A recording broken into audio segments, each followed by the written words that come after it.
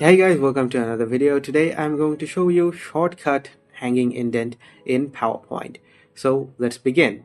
As you can see, I have a paragraph that's ready to be applied as hanging indent. So I'm going to select this whole paragraph and then I'm going to right click on it and go to paragraph options. From here, I'm going to select indentation. So make sure to select report text indentation as much as you want. I'm selecting 0.5.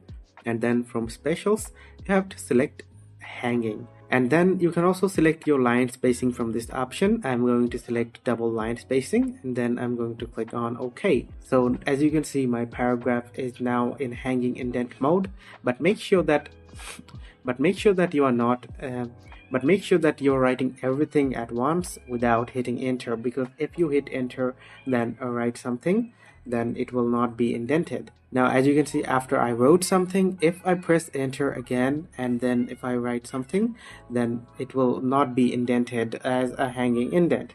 So make sure that you are writing everything at once and then you are applying the hanging indent formula. So guys, if you found this video helpful, please leave a thumbs up and subscribe to our channel for more helpful videos like these.